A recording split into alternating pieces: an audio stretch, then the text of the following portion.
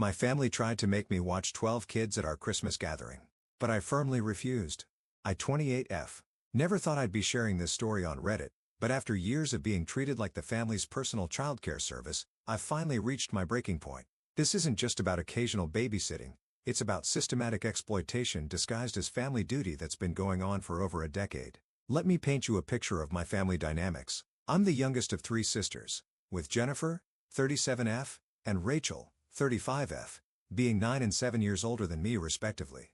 We grew up in suburban Minnesota, in what everyone on the outside would consider a picture-perfect middle-class family. Jennifer became a corporate lawyer, Rachel's a pediatric nurse, and I'm currently preparing for my master's degree in environmental engineering, though my family seems to view my academic pursuits as more of an inconvenience than an achievement. Growing up with such a significant age gap meant I was essentially raised as an only child, except without the attention usually lavished on one. Our house was practically a shrine to my sister's accomplishments. Every surface seemed to display their trophies, awards, and achievements.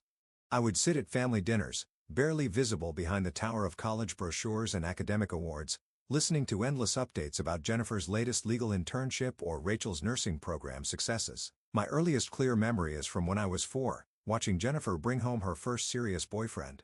I was peeking through the banister as this tall guy with carefully styled hair shook hands with our dad. The whole family made such a fuss. Mom prepared a special dinner, Dad cleared his schedule to be home early. 2 years later, when Rachel started dating at 15, it was the same story.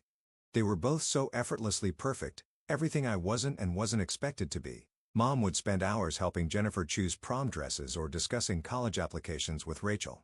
Meanwhile, I learned to be self-sufficient out of necessity. By middle school, I was doing my homework without reminders, making my own lunch, and essentially managing my own schedule. When Jennifer got accepted into law school, Mom made her famous celebration pancakes. I sat at my usual spot, practically invisible, while everyone fawned over the acceptance letter. The real turning point came when I was 15. Jennifer, who had married and moved across town, had her first child, Tyler. You would have thought the sun and moon had aligned. My parents were absolutely ecstatic about becoming grandparents. "You'll be such a wonderful aunt," Mom said, patting my shoulder with that knowing look I've come to dread. At first, I was genuinely excited about being an aunt. Tyler was an adorable baby, and I enjoyed making silly faces at him while Mom and Jennifer had their coffee and catch-up sessions. But what started as occasional Aunt Jennifer began stopping by every weekend. "Could you watch Tyler for a couple of hours? I really need to do some shopping." She'd place Tyler in my arms and disappear before I could even respond, always with a breezy "Thanks, sis. You're the best." These couple of hours would routinely stretch into entire afternoons. This pattern became our new normal. Every weekend, Jennifer would show up at our parents' house, hand over Tyler, then vanish for hours. Sometimes it was shopping, other times lunch with friends, or a spa day, always with the justification of needing a break from motherhood. One particularly frustrating Saturday, 5 hours after Jennifer had left, I complained to Mom about missing plans with my friends at the mall. She barely looked up from her magazine. "Family helps family, sweetie. You'll understand when you're a mother." Just when I thought things couldn't get more overwhelming, Rachel announced her pregnancy with Sophie. The family erupted in celebration while I felt my stomach drop, already anticipating what was coming.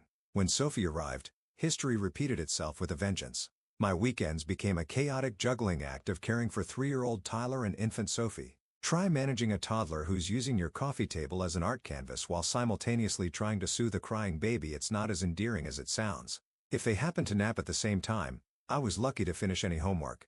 One Saturday, while bouncing Sophie on my hip and watching Tyler turn our coffee table into his latest masterpiece, I tried telling Dad that my friend Jason had asked me to the movies. His response? "Well, you should have thought about that before agreeing to watch the kids."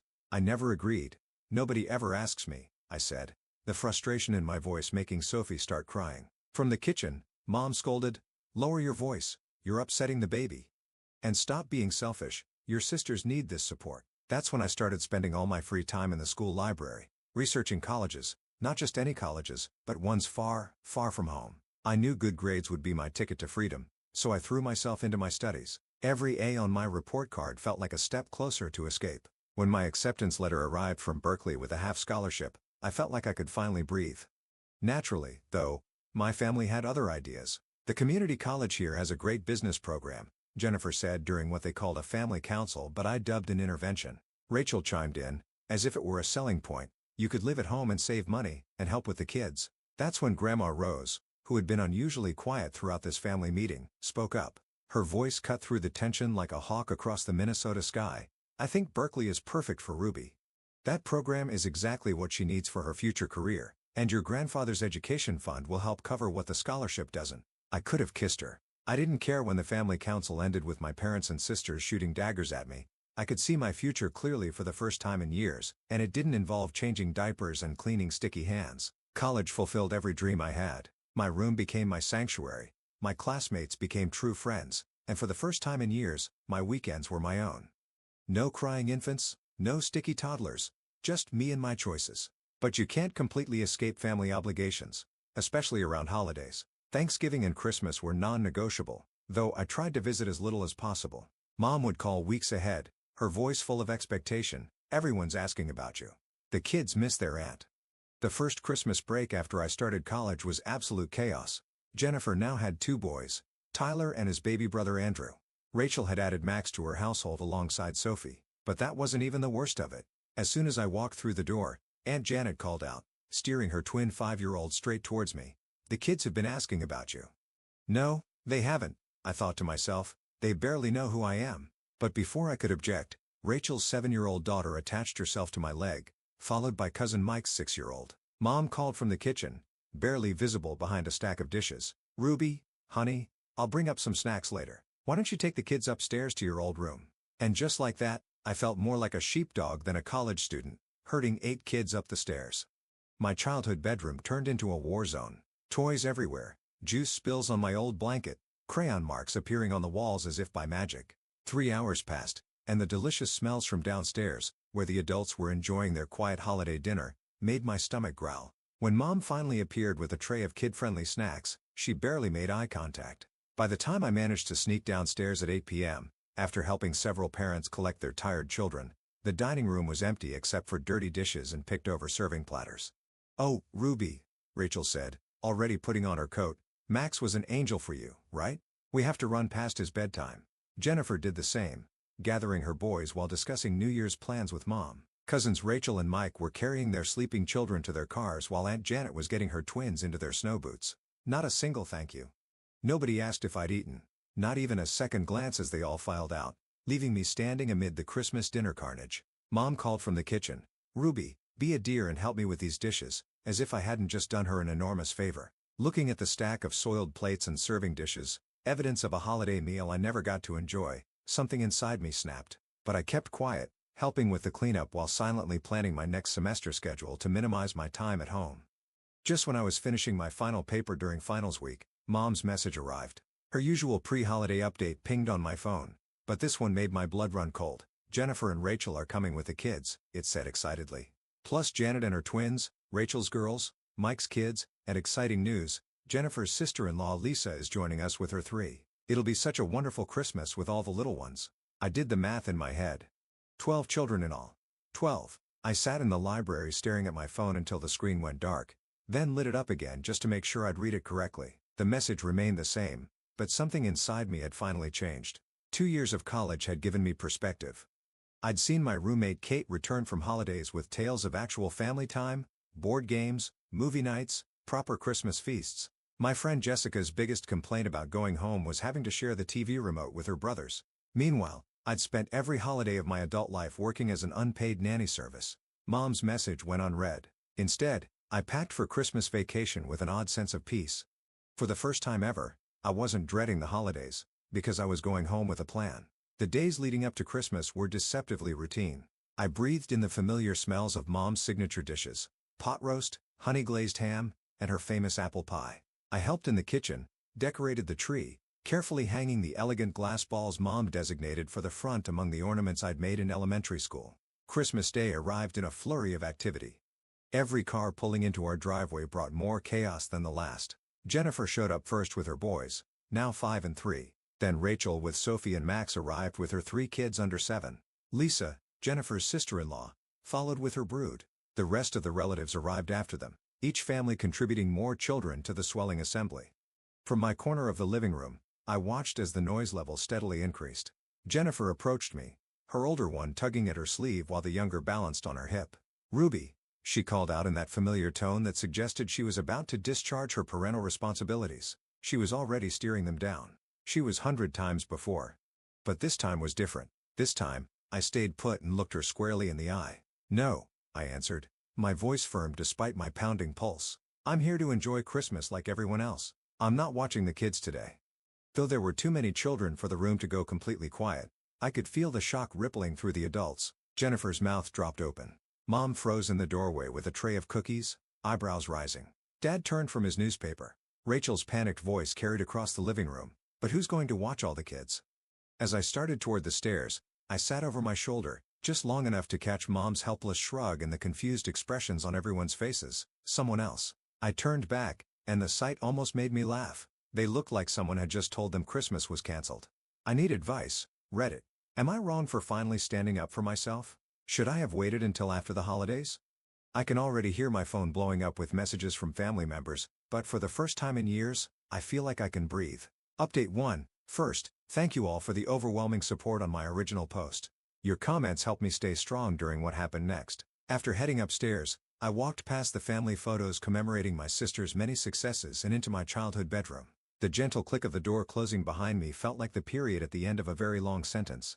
I collapsed onto my bed, the same twin bed I'd had since middle school, and took a deep breath. Downstream, I could hear the muffled sounds of chaos, adult voices rising and falling, children wailing, the occasional thump of something being thrown or dropped. Can you believe her? So selfish. In my day, bits of conversation that floated up through the floor made me smile. Let them talk. Let them finally experience dealing with their own offspring. A message from my college friend Kate buzzed on my phone. "Did you finally stand up to them?" I texted back, "Operation Freedom is in progress. Currently hiding in my room while they try to parent their own children." My messaging was interrupted by a knock on my door. "Ruby?" Mom's voice was striving for concern but landed somewhere between angry and desperate. "The children are asking for you." I stayed where I was, comfortable on my bed. "I'm busy, Mom." I heard her sigh through the door, then her footsteps retreated down the hallway. 2 hours passed in peaceful rebellion, with messages of encouragement from friends who'd heard me complain about years of holiday babysitting responsibility pinging frequently on my phone. Eventually, the chaos downstairs found a different rhythm, one without my involvement. Based on everyone's reaction when I finally came down for dinner, you would have thought I'd risen from the dead. Aunt Janet actually dropped her fork. Cousin Rachel's mouth hung open mid-sentence. I looked around the dining room and saw Jennifer conspicuously absent. I could picture her in the living room, trying to organize some sort of game with the kids, her usually flawless hair coming loose from her elegant updo, a mystery stain on her festive sweater. Sitting at the adult table for the first time in recent memory, I looked around at the spread, still hot, still fresh, still waiting to be savored. Everything was not half-eaten children's portions, not picket-over leftovers, not lukewarm remains. As I loaded Mom's honey-glazed ham, Aunt Janet's sweet potato casserole, and Cousin Rachel's famous green bean dish onto my plate, I could feel the weight of judgmental looks. I was halfway through savoring my first proper Christmas dinner in years when Jennifer finally snapped. She had been watching me eat with the kind of focus usually reserved for nature documentaries about prey and predators. "Well," she announced to the table at large, her voice dripping with sarcasm, "looks like someone's gotten a little too big for their boots at college. Seems they've forgotten all about sisterly duties." I deliberately licked my spoon clean before answering, taking my time with each bite of mashed potatoes. "Funny thing about sisterly duties," I said, speaking softly but steadily. "I don't remember seeing free babysitter in any sisterhood manual. Maybe you could point that chapter out to me? Right after the part where parents are supposed to be watching their own children?" If the gasps around the table hadn't been so real, they would have been funny. Aunt Janet literally clutched her pearls. I hadn't known anyone actually did that outside of movies. Mom and Dad exchanged that special look they share, the one that says they're disappointed but don't want to make a scene. Rachel appeared in the doorway about 20 minutes into dinner, looking like she'd been through a war.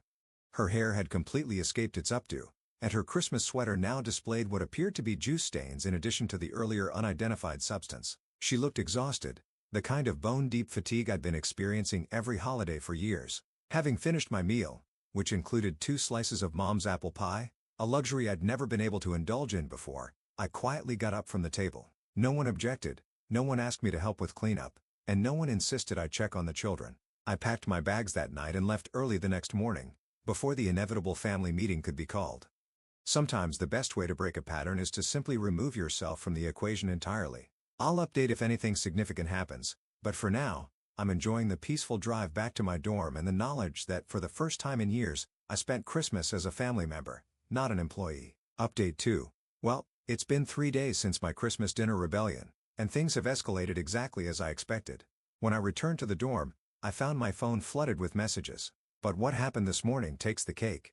As I was finishing my last paper during winter break, I found myself in an ambush-style video call with Mom, Dad, and both sisters. Jennifer wasted no time at all.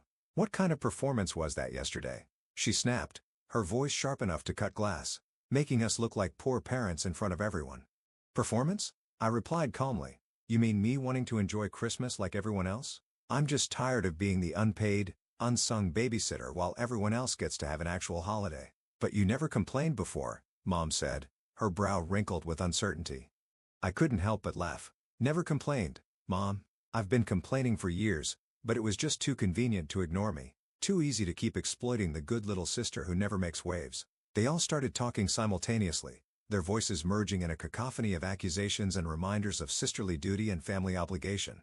Mom kept bringing up how much they had done for me over the years, while my sisters alternated between direct insults and guilt trips. Dad kept noting how much they had done for me over the years, citing everything from dance lessons in elementary school to the car they helped me buy for college. Before I spoke again, I let them exhaust their steam. "They're not my children," I responded gently but firmly. "I didn't decide to have them.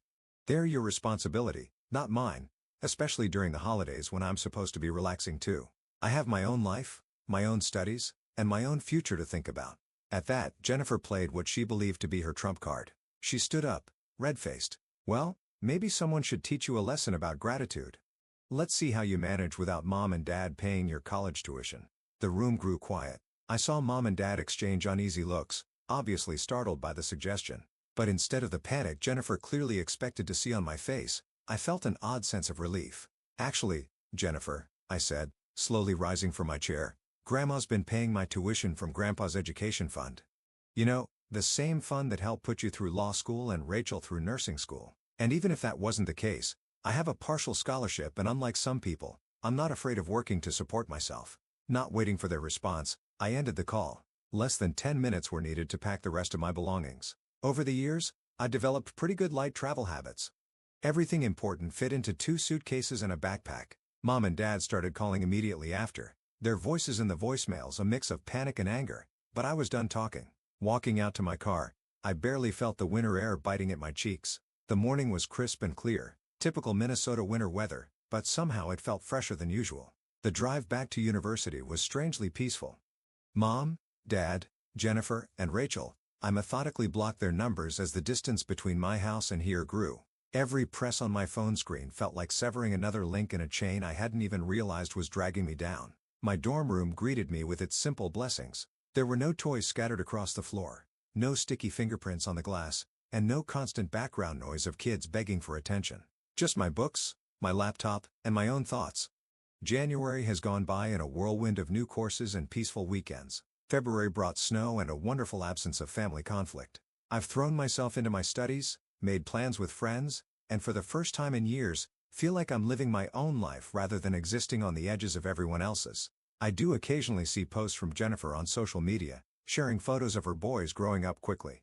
Part of me hopes she'll eventually recognize her mistakes and reach out first. Until then, I'm at peace with the distance. It turns out no is the most powerful word on earth, and I've learned that even with family, sometimes you have to start your own fire to keep warm. Update 3. One late February frigid Saturday morning, I glanced out my dorm window and noticed Mom, Dad, and Rachel standing in the parking lot, looking out of place among students hurrying to and from classes. My first instinct was to pretend I wasn't home, but I stopped because of something in their body language. They looked smaller somehow, less like authority figures and more like people who had driven for hours to address a wrong. I met them in the lobby. Rachel spoke first. "We'd like to talk. Could we buy you coffee?" That morning in the campus cafe, steam rising from our cups, we sat at a corner table in silence thick with unspoken words. Mom was first to break it. "We've been thinking a lot," she said, her fingers fidgeting with the edge of her cup, "after you left. Well, we had some very long family conversations." Rachel met my eyes squarely. "Ruby, we were wrong. All of us. We took advantage of you for years and called it family duty to make ourselves feel better about it. The day you left, after watching my own kids for just one afternoon, I finally understood what we'd been putting you through." Dad cleared his throat. You needed your own holidays, your own time. You deserved to be treated like an adult, not the family babysitter. We didn't see, or maybe we didn't want to see, how unfair that was. It took losing you to realize what we were doing. I let their words sink in as I slowly sipped my coffee, remembering all the holidays spent upstairs with a cluster of children while everyone else enjoyed themselves downstairs. What about Jennifer? Rachel groaned. Mom assured, the rest of us, we want to do better. Things will be different now. She's still processing. You know how she is. She has trouble admitting when she's wrong. But that shouldn't stop us from trying to fix our relationship with you. We want you to come home because you want to, not because you're needed for childcare, Mom continued, her voice cracking slightly. No more pushing the kids on you. No more expecting you to give up your holidays. We miss you, Ruby. Not as a babysitter, but as our daughter and sister. I studied their faces. Mom's eyes were sincere, Dad's expression showed regret, and Rachel's posture was open. Looking at them now, I could see how much the past 2 months had affected them. The confident authority figures who had dismissed my